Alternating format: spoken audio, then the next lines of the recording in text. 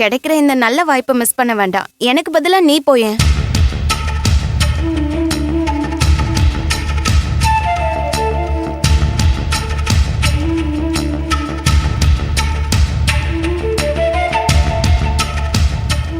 உனக்கு இருக்க திறமைக்கு நீ அந்த வேலைக்கு போனா கண்டிப்பா கிடைக்கும்.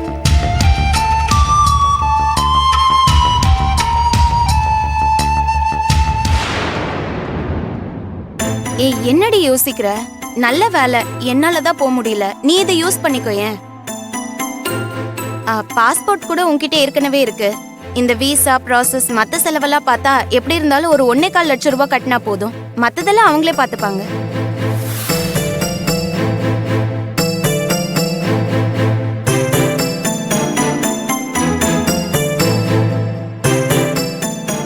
என்ன கையில் எதுவுமே சொல்ல மாட்டேங்கிற? உனக்கு ஓகே தானே? இல்ல, எனக்கு இது சரி வராது. ஏய், என்னடி இப்படி சொல்ற? நல்ல வேலை, அங்க போனா உன் பிரச்சனை எல்லாம் சரியாயிடும். இங்க விட 4 மடங்கு சம்பளம் அதிகம். ஏன் வேணான்ற? உனக்கும் பண பிரச்சனை இருக்குல்ல, அத கொஞ்சம் யோசிச்சு பாரு. சம்பளம் அதிகம்ன்றதை தாண்டி அங்க நிறைய ஃபெசிலிட்டிஸ் எல்லாம் கிடைக்கும்.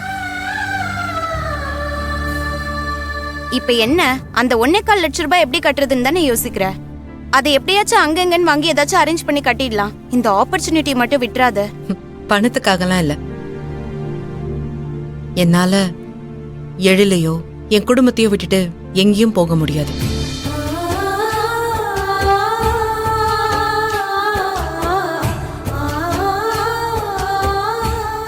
நீ சொல்றதெல்லாம் எனக்கு புரியுது.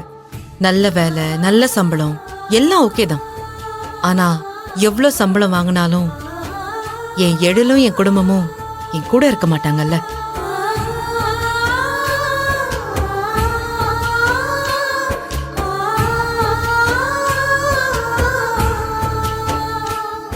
நான் யாருக்காக வாழறேனோ அவங்களே என் கூட இருக்க மாட்டாங்கன்னா நான் எங்க போய் எவ்வளவு சம்பாதிச்சாலும் எனக்கு என்ன சந்தோஷத்தை கொடுக்க போகுது? நீ சொல்ற மாதிரி எனக்கு நிறைய தேவைங்க இருக்கு கீதா. பணத்தால சரி பண்ணக்கூடிய நிறைய பிரச்சனைகளும் இருக்கு. ஆனா அதெல்லாம் நான் இங்க இருந்து கூட என்னால சமாளிச்சிட முடியும். ஆனா இவங்க எல்லாம் விட்டுட்டு சத்தியமா என்னால இருக்க முடியாது. என்ன பொறுத்த வரைக்கும் எனக்கு பிடிச்ச வேலையை செய்யணும். கம்மி சம்பளமா இருந்தாலும் அதுல குடும்பத்தோட தேவையை நிறைவேற்றிக்கணும். காலையில வேலைக்கு போகும்போது என் புருஷன், அம்மா, அண்ணன், அண்ணி, தம்பி, தங்கச்சின்னு குடும்பத்துக்காக வேலை பாக்குறோங்கிற ஒரு சந்தோஷத்தோட போகணும். திரும்ப வீட்டுக்கு வரும்போது நம்மளை எதிர்பார்த்து காத்துட்டு இருக்கிற நம்மளோட குடும்பம் இருக்குன்னு சந்தோஷத்தோட வரணும்.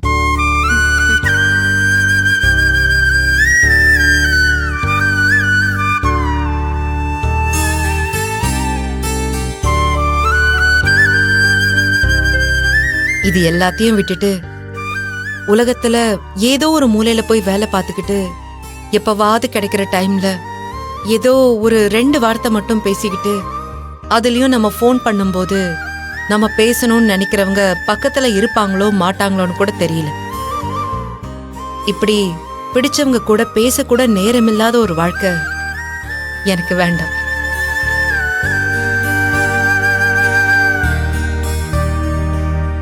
நான் எதிர்பார்க்கறது ஒரு சாதாரண வாழ்க்கை தான். எனக்குன்னு பெரிய பெரிய ஆசையெல்லாம் எதுவும் இல்லை. மனசுக்கு நிறைவா ஒரு வேலை, வேலைக்கு போயிட்டு வர மிச்ச நேரத்துல எனக்குன்னு அன்பா இருக்கிற புருஷன், அழகான குடும்பத்தோட இருக்கணும். இதுதான் என்னோட உலகம். அவ்வளவுதான், வேற எதுவுமே எனக்கு வேண்டாம். என்னடா இப்படி எல்லாம் பேசுறாளேன்னு சொல்லி தப்பா நினைக்காத. வேற யாருக்காச்சும் இந்த ஆப்பர்ச்சுனிட்டியை கொடுக்கலாம்ல. நீ ஓகே சொல்லுவேன்னு எதிர்பார்த்தேன். சரி, இந்த ஆப்பர்ச்சுனிட்டிய வேற யாருக்காச்சும் கொடுத்துடலாம். அப்ப நான் கிளம்புறேன். ஏய், இரு சாப்பிட்டு போ. இல்ல பரவாயில்ல, வீட்ல அம்மா மட்டும் தனியா இருக்காங்க. நான் இன்னொரு நாள் வரேன். இங்க இருக்கிற கொஞ்ச நேரத்துக்கே அம்மா வீட்ல தனியா இருப்பாங்கன்னு சொல்ற. இதுல நீ வெளிநாட்டுக்கு போகலான்னு பிளான் பண்ற? இல்லடி, இதுக்கப்புறம் அப்படி ஒரு எண்ணமே வராது. குடும்பம்னா என்ன, அந்த குடும்பத்தை எப்படி நேசிக்கணும்னு உன்னை பார்க்கும் போதெல்லாம் நான் ஆச்சரியப்படுறேன். யாருக்காக நேரங்காலம் பார்க்காம உழைக்கிறோமோ அவங்க கூட நேரம் செலவழிக்க முடியாத ஒரு வாழ்க்கை எதுக்குன்னு நீ கேட்ட பாரு. அப்பவே வெளிநாட்டு வேலை மேல இருந்த ஆசையே போயிடுச்சு. எவ்வளவு கஷ்டம் இருந்தாலும் இங்கதான் இருப்பேன்.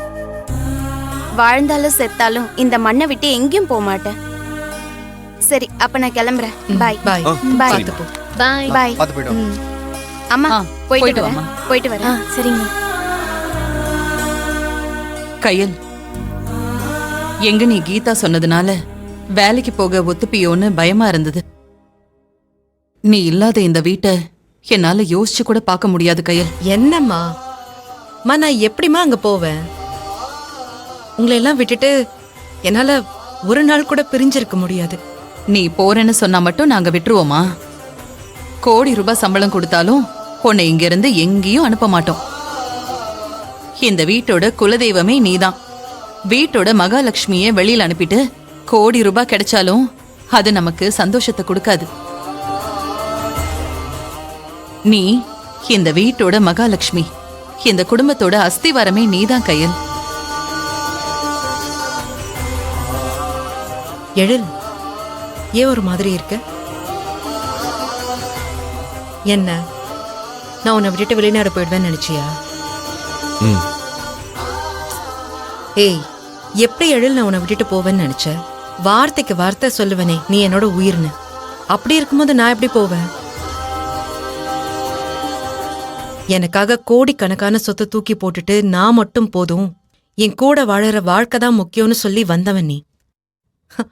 கேவலம் ₹1,00,000 சம்பளம் கொடுக்கறாங்கிறதுக்காக நான் உன்னை விட்டுட்டு போயிடுவேனா? உன் மேல வச்சிருக்கிற காதல் அவ்வளவுதான் நினைச்சிட்டியா?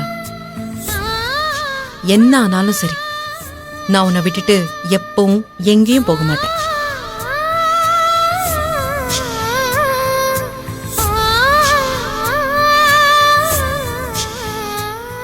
சீக்கிரமா என் புருஷன் டிராவல்ஸ் ஆரம்பிச்சு ஒரு பிசினஸ் மேன் ஆகி என்ன மகாராணி மாதிரி பாத்துக்க மாட்டானா?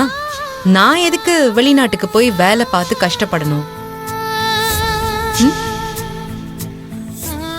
ஹலோ, என்ன பதிலே சொல்ல மாட்டேங்கிற? என்ன மகாராணி மாதிரி பாத்துப்பல்ல? நான் வாழ்ற வாழ்க்கையே உனக்காக தான் கையல். உன்னை பாத்துக்கிறத விட எனக்கு வேற என்ன சந்தோஷம் இருக்க போகுது?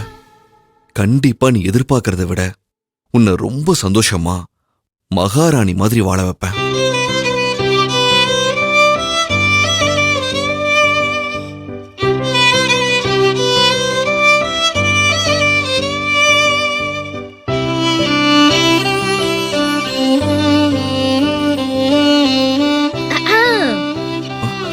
சரி சரி, எல்லாரும் அவங்க உங்க வேலையை பாருங்க, நாம நம்ம வேலையை பார்ப்போம்.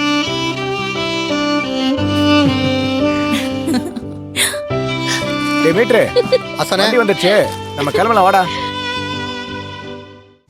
அதையும் எடுத்துட்டு வரேன், போங்க. சீக்கிரம்டா. வணக்கண்ணே. வணக்கண்ணே. இப்பதான் அந்த கடையில இருந்து போன் பண்ணாங்க, அதுக்குள்ள வந்துட்டீங்க. வேலை தானே முக்கியம், ஸ்பீடா இருக்கணும்ல. அண்ணா, நீங்க லிஸ்ட்ல கொடுத்த பொருள்லாம் கரெக்டா இருக்கான்னு நல்லா செக் பண்ணிக்கங்க. எப்படியோ சொன்ன டயத்துக்கு கொடுத்துட்டியப்பா, அதுவே போதும். சரிங்கண்ணே. நான் அவர்கிட்ட பேசிக்கிறேன்.